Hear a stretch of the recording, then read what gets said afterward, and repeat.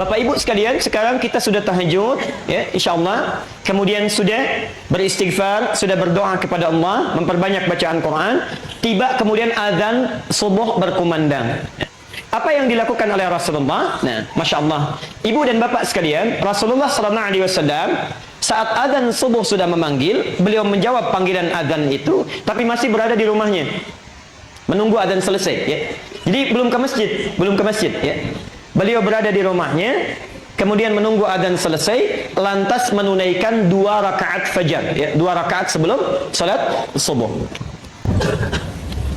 Bapak Ibu sekalian, ada sekitar 12 rakaat yang utama. Saya tidak akan ulang ini.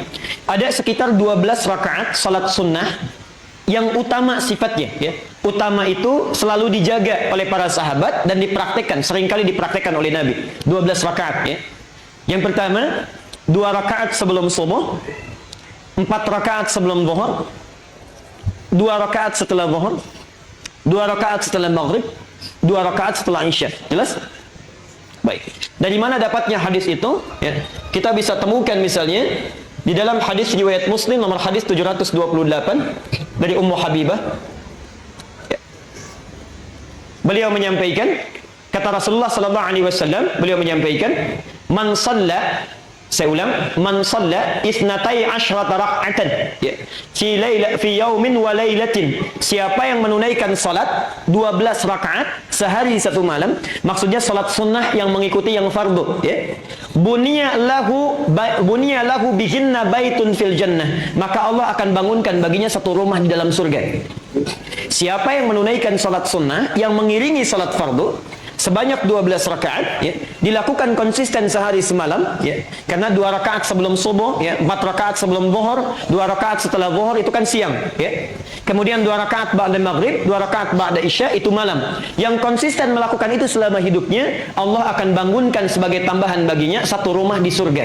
Ya. Hadis sahih riwayat Muslim nomor hadis 728.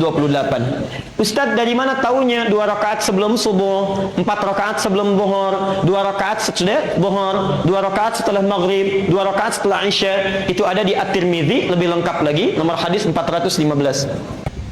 Nah, Bapak Ibu sekalian, dari 12 rakaat itu, maka Rasulullah mencontohkan kepada kita memulai dengan 2 rakaat sebelum subuh. Dalilnya hadis riwayat Muslim nomor hadis 725 dulu. Didapati juga di At-Tirmidzi nomor hadis 418. Perhatikan keutamaannya, perhatikan. Keutamaan 2 rakaat sebelum subuh. Ini saking pentingnya, Rasulullah tidak pernah meninggalkannya selama hidupnya. Saking pentingnya, ya. Dan ada 2 salat yang hampir tidak pernah ditinggalkan oleh Nabi. Hampir tidak pernah ditinggalkan oleh Nabi. Bahkan dalam perjalanan pun masih dikerjakan. Masih dikerjakan. Yaitu 2 rakaat sebelum subuh dengan salat witir. Ya. Itu seringkali dikerjakan. Perhatikan, kata Rasulullah, rak'atal fajri, 2 rakaat salat yang ditunaikan sebelum subuh itu khairum minad dunya wa ma fiha. 2 rakaat fajar atau 2 rakaat sebelum subuh itu pahalanya, nilainya di sisi Allah lebih baik daripada dunia dan seisinya. Masya Allah, dunia dan seisinya. Ini semua ada dunia dan isi-isinya, ya. Kalau kita miliki itu nggak ada nilai apa-apanya dibandingkan menunaikan 2 rakaat sebelum subuh. Jadi kalau antum menunaikan 2 rakaat sebelum subuh, itu nilainya di sisi Allah lebih dibandingkan daripada dunia dan seisinya. Gak ada nilainya, ya. Walaupun di dunia ini ada tambahan lagi orang kaya, tambah lagi orang kaya, kumpul lagi, itu gak ada nilainya dibandingkan 2 rakaat sebelum subuh. Nah, sekarang ayo saya mau tanyakan sebentar. Maafkan saya, kalau nanti Al Ihsan bikin pengumuman, gak usah tunggu bulan depannya. Mana DKM-nya ini? Ada DKM-nya? Pak Iman, Ustaz Iman tolong bikin pengumuman setelah ini, yang sholat subuh di Masjid Al Ihsan besok masing-masing dapat amplop 500.000. Baik, ya? Masing-masing dapat amplop berapa? 500.000. Siap Ustaz? Cuma diumumkan saja kan? Cuma diumumkan, kan? Lihat sini ya. Lihat. Azan subuh jam 4:36. Datang jam berapa ke sini? Dan maaf, terbatas cuma 100 orang pertama. Datang jam berapa? Masya Allah. Jam 2 tadi jawaban jam 2. Perhatikan. Kata Ali bin Abi Thalib, ajaban linnas, sungguh aneh manusia ini katanya. Sungguh aneh manusia ini. Sudah tahu akan meninggal, tapi nggak pernah serius menyiapkan bekal untuk meninggalnya. Ya. Itu Ali dulu, sekarang lebih aneh lagi. Masya Allah, lebih aneh lagi. Dikasih uang 500.000, azan jam 4.36, bangun dari jam 2. Cuma 500.000, Allah tawarkan dunia dan seisinya. Dipanggil 4.36, baru bangun jam 6:34. Masya Allah. Ini kan aneh ya, aneh sebetulnya. Allah tiap hari tawarkan, lebih baik daripada dunia dan seisinya, kumpulkan pahala, 500.000, Masya Allah. Dari jam 2 kita siap-siap. Tiap hari ditawarkan, subuh terlambat terus. Berubahnya mau kapan? Kurang apa lagi mau dimotivasi? Masya Allah. Ini bagian yang pertama. Nah, Bapak Ibu sekalian, saking pentingnya ini, jadi di hadis itu setidaknya ada 3 kalimat, lebih baik daripada dunia dan seisinya. Misal di Al-Bukhari, nomor hadis 2639. Nanti antum bisa praktekkan ini ya. Perhatikan kalimatnya. Ini hadis dari Anas bin Malik. Ya. Jadi ada Malik bin Anas, ada Anas bin Malik ya. Anas bin Malik punya anak namanya Malik bin Anas ya. Baik. Nah, Anas bin Malik ini Masya Allah itu pembantu Nabi dan lama membantu Rasulullah. Ketika ditanyakan, beliau ditanya oleh sahabat setelah Rasulullah wafat, ya, ditanya, hei saudaraku katanya, ya, kalau dalam bahasa kita, Allahu a'lam, ya akhi, ya, saudaraku, bagaimana kesanmu saat membantu Rasulullah? Perhatikan kata Anas bin Malik, tidak pernah saya dapati Rasulullah saat saya bantu kecuali mendengar satu kalimat dari lisan beliau, satu kalimat saja. Perhatikan kalimatnya, kata Nabi, apa yang bisa saya bantu? Mada akhduk. Selama saya bantu Nabi, saya nggak pernah dengar kalimat dari Nabi kecuali satu. Kata Anas ini, apa yang bisa saya bantu? Insya Allah. Ya. Ini paling luar biasa. Anas itu jadi pembantu Nabi, bukan sekedar ingin jadi pembantu. Ya, Masya Allah. Beliau itu ingin mengabdikan hidupnya supaya lihat bagaimana kehidupan sunnah langsung dari sumbernya. Ya. Jadi seorang tuan kan wajar minta dibuatkan kopi, cucikan piring dan sebagainya misal ya. Ini tidak pernah mengalir dari lisan Nabi, saking mulianya manusia ini. Hanya mengatakan apa yang bisa saya bantu katanya. Masya Allah. Karena Nabi itu makan, Masya Allah, tempatnya dicuci sendiri. Kalau kita piringnya cuci sendiri, ya. Ada sendalnya copot, kemudian beliau sambungkan sendiri. Bajunya robek, kemudian dijahit sendiri. Ya. Orang yang dijamin masuk surga, bebas dari kesalahan. Hisabnya tidak ada hisab bagi beliau. Langsung surganya nunggu nama Muhammad. Tidak akan dibuka itu pintu surga kecuali Muhammad masuk duluan. Ya. Man ant, kata penghuni, kata penjaga surga. Muhammad, kata Rasulullah. Kata penghuni, kata penjaga surga ini, aku diperintahkan untuk tidak membuka pintu surga kecuali engkau masuk duluan. Dan Muhammad ini tidak akan pernah masuk surga kecuali menunggu umatnya semuanya masuk. Tidak masuk surga kecuali menunggu umat yang kumpul. Ditunggu itu, kita ditunggu oleh Rasulullah sampai semua terkumpul baru dibimbing oleh beliau masuk surga. Muhammad sallallahu alaihi wasallam. Masya Allah. Kita yang selalu ingin bersama beliau, yang selalu mengatakan sunnahnya dan sebagainya, kita ikuti, kita praktekkan, sudahkah? Masya Allah. Sudahkah kita memulai dalam hidup? Kadang-kadang kita nuntutnya banyak ya. Makan berikan pada orang lain, ya, masih disisakan juga, masih dibuang juga, piringnya dibebankan pada orang lain, copot berikan pada orang lain, macam-macam. Masya Allah. Dalam hidup kita selalu mengatakan saya ikut sunnah Nabi, ikut sunnah Nabi, ikut sunnah Nabi. Apa yang sudah kita banggakan di hadapan Rasulullah? Masya Allah. Karena itu bertakwalah kepada Allah. Hadirin sekalian, Bapak Ibu sekalian, itulah Muhammad. Kata Anas bin Malik, saya tidak pernah dengar sesuatu pun dari lisan Nabi kecuali apa yang bisa saya bantu. Muhammad sallallahu alaihi wasallam. Insyaallah. Ya. Karena itu kata Jibril alaihi salam, kata Jibril, hadis sahih dalam Mustadrak Al-Hakim, ya, sebutkan Nabi sallallahu alaihi wasallam satu kali akan naik ke mimbar, lalu turun Jibril. Kata Jibril, bu'dan, terlalu, ya, sungguh jauh dari rahmat Allah dan terlalu orang ini. Man dzukirta indahu liman dzukirta indahu falam yusalli alaihi. Orang yang disebutkan namamu Muhammad di sampingnya enggak mau salawat kepadamu, itu orang keterlaluan.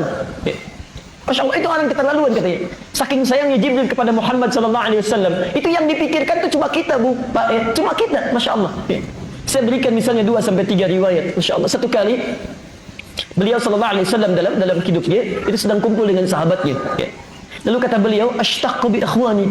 Saya itu kok rindu sekali dengan saudara-saudara saya. Rindu dengan saudara-saudara saya. Sahabatnya menjawab, ya Rasulullah, alasna ikhwanik. Rasulullah, bukankah kami ini saudara-saudaramu? Ya. Kata Nabi, lastum ikhwani, ya, bal antum ashabi. Kalian ini bukan saudara saya, kalian ini sahabat-sahabat saya. Perhatikan, ikhwani humul ladzina lam yarawni walakinnahum amanu bi. Saudara saya itu orang yang nggak pernah lihat saya, tapi selalu beriman kepada saya. Orang yang tidak pernah lihat saya, percaya dengan saya. Ya. Kalau antum percaya pada orang yang kelihatan, itu wajar. Tapi percaya pada yang tidak tampak, masih yakin juga, itu yang tidak wajar. Kata Nabi, saya merindukan saudara-saudara saya ini. Antum tuh dirindukan oleh Nabi. Masa kita tidak ada kerinduan untuk bertemu dengan Rasulullah? Setidaknya tunggangi sunnahnya, insyaallah. Bahkan demi Allah saya katakan di akhir hayatnya, hadis-hadis riwayat sahih. Ketika beliau akan meninggal dunia, Fudail membawakan air untuk beliau wudu. Ya, Masya Allah. Fudail itu anak pertama daripada Abbas. Abbas punya dua anak, yang paling populer laki-laki. Satu namanya Fudail, yang kedua namanya Abdullah. Abdullah hidup di bawah naungan Rasulullah sampai beliau jadi penghafal Quran, penafsir Quran. Fudail kakaknya, saat Rasulullah akan wafat, beliau yang membawakan air wudunya. Ya. Dalam pangkuan Aisyah radhiyallahu anha, sampingnya ada Ali, ya. Sampingnya ada Fatimah, yang dipanggil bukan Aisyah, bukan Ali, bukan Fatimah. Ummati, ummati, ummati. Mau meninggal pun masih antum yang disebut itu. Ya, insyaallah. Jadi kata Jibril alaihissalam, bu'dan, keterlaluan itu orang, liman dzukirta indahu falam yusalli alaihi. Disebutkan namamu, salawat saja dia tidak berkenan. Jadi tidak mampu kita membalas jasanya Rasulullah SAW. Setidaknya kalau anda tidak bisa balas itu, salawatlah kepada beliau. Dan dalam salawat pun masih diberikan pahala juga. Man shalla alayya salatan wahidah sallallahu alaihi asyra. Masya Allah. Siapa yang salawat satu kali saja, aku tidak butuh itu. Ya, cuma dengan salawat itu Allah akan memberikan 10 kali lipat kebaikan kepada orang itu. Ya. Di Bapak Ibu sekalian, itulah Muhammad sallallahu alaihi wasallam. Nah, kata Anas bin Malik, la ghadwatun fi sabilillah. Ya. Aktivitas baik yang dilakukan karena Allah dari pagi sampai dengan maghrib, aw rauhatun, atau aktivitasnya dari siang sampai maghrib, tapi semua karena Allah. Misal, makannya karena Allah, minumnya karena Allah, kerjanya karena Allah. Mau makan bismillah, mau minum bismillah, mau kerja bismillah. Perhatikan, khairum minad dunya wa ma fiha. Itu lebih baik daripada punya seluruh isi dunia ini. Ya, kalimat ujungnya sama. Ya. Jadi antum misalnya mulai besok bangun tidur, ya, atau sekarang masih ada kesempatannya. Kalau dari pagi disebut ghadwah, ya, ghadwah sampai dengan maghrib. Kalau dari siang sampai dengan maghrib disebut rauhah. Kalau semua aktivitas kita diniatkan karena Allah, makannya bismillah karena Allah, minumnya bismillah karena Allah, kerjanya karena Allah, rawat anak karena Allah, itu kata Anas bin Malik, sabda Rasulullah, khairum minad dunya wa ma fiha. Apa balasan bagi orang ini? Dari Sa'ad As-Sa'idi. Sa'ad As-Sa'idi di Al-Bukhari masih hadisnya. Nomor hadis 3078. Perhatikan. Maudhi'u sautin fil jannah. Ya.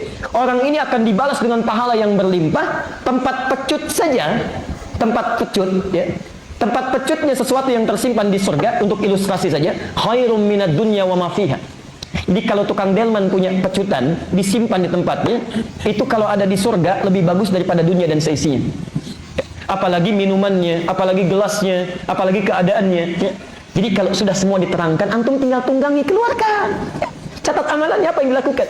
Nah, setidaknya bangunlah 2 rakaat sebelum subuh, itu tunaikan. Khairum minad dunya wa ma fiha. Nabi tidak pernah meninggalkan ini selama hidupnya, konsisten menunaikannya. Dari mana taunya? Hadis Muslim nomor hadis 724. Dari Aisyah radhiyallahu anha. Qalat, lam yakunin Nabi sallallahu alaihi wasallam minan nawafili asyaddu ta'ahudan ala raka'atil fajr. Ya. Tidak pernah Rasulullah SAW memperhatikan, menjaga dengan kuat di antara salat-salat sunnahnya dibandingkan dengan perhatian beliau terhadap 2 rakaat sebelum fajar. Ya. Jelas sampai sini? Baik. Jadi dalilnya yang ingin kita sampaikan pada kesempatan hari ini, Bapak dan Ibu sekalian, setelah bangun tahajud, siapkan diri kita jangan sampai ketinggalan ini. Ya. Walaupun bangunnya kesiangan, hadis sahih. Walaupun bangunnya kesiangan, misalnya ini salat yang agak istimewa, lakukan ini dulu 2 rakaat. Ya. Lakukan ini dulu 2 rakaat, baru kemudian salat subuhnya. Jelas sampai di sini? Baik. Yang terakhir, lalu kita berhenti dulu di sini. Yang terakhir, di mana Nabi mengerjakannya? Di masjid atau di rumah? Ya. Dari mana taunya? Nah, ini persoalan. Ayo, yang bilang di rumah angkat tangan. Berapa? Yang bilang di masjid angkat tangan. Oh, yang tidak angkat tidak jelas ini semuanya, ya. Alhamdulillah. Perhatikan sini. Ya, kita lihat hadisnya dulu ya.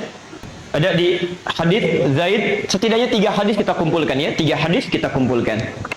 Satu dari Zaid bin Thabit, orang-orangnya. Satu Zaid bin Thabit. Dari Zaid bin Thabit ada 3 hadis. Nah, rumus dalam ilmu hadis, kalau ada satu amalan sifatnya, dalilnya cuma satu, contohnya satu, artinya itu contoh yang paling jelas. Tidak boleh kita mengambil cara lain-lain lagi. Ya. Tidak perlu kreatif. Jadi kalau misalnya satu amalan, hadisnya satu, contohnya satu, prakteknya. Jangan cari dalil lain lagi, jangan cari contoh yang lain lagi. Ini yang paling bagus, gak usah kreatif. Ya. Contoh, lihat sini. Hadis dalam sholat, saat mengangkat tangan itu sampai dengan meletakkan di dada misalnya, dari takbir. Kalau cara takbirnya ada 2, dari yang sejajar dengan bahu hadwaman kibaihi, kemudian sejajar dengan daun telinga. Tapi sama semua saat mengangkat sampai dengan meletakkan, itu cuma satu cara. Dalilnya sahih, ya, kemudian contohnya satu, Allahu Akbar. Kalau dalam satu praktek, contohnya satu, dalilnya satu, artinya semua orang bisa melakukannya. Tidak terbuka peluang untuk menampilkan kreativitas kita. Jadi nggak usah kreatif. Ya.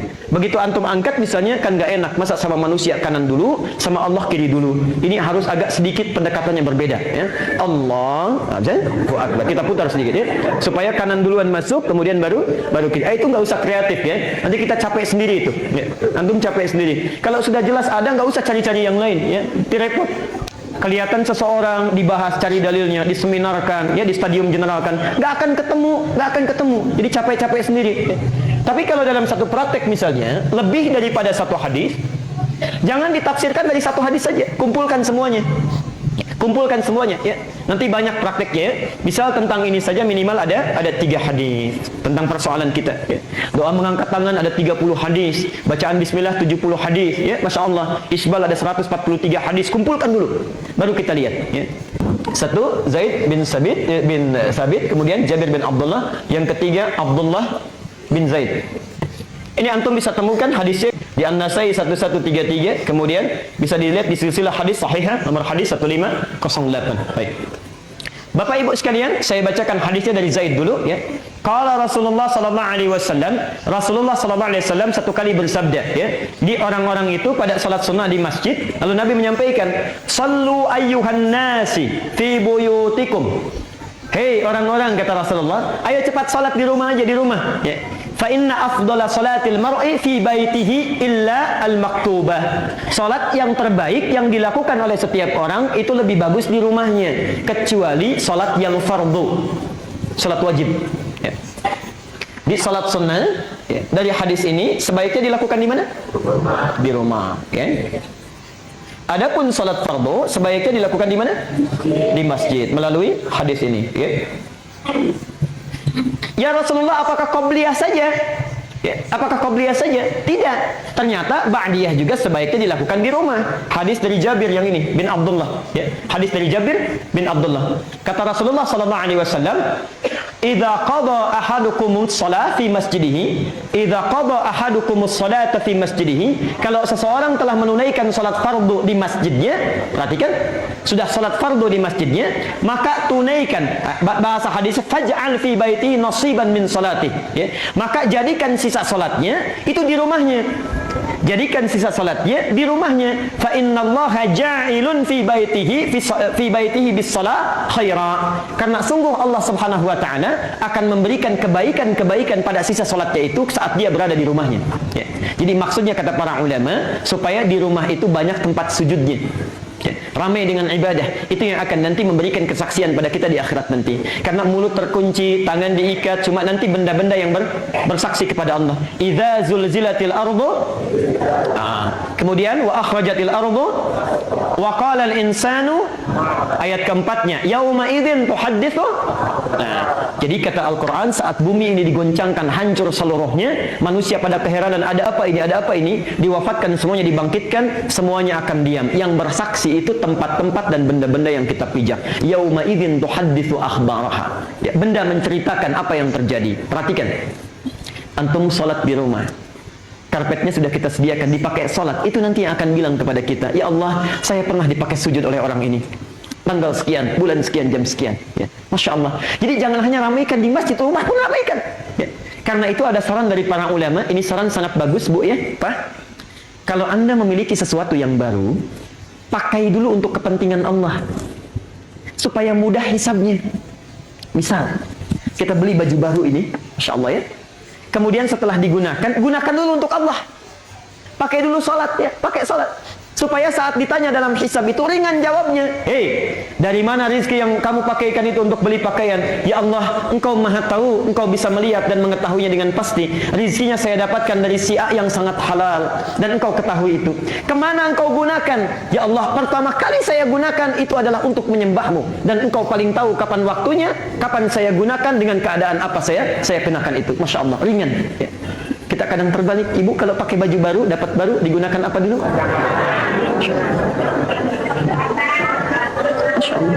Kalau nggak kondangan arisan kan?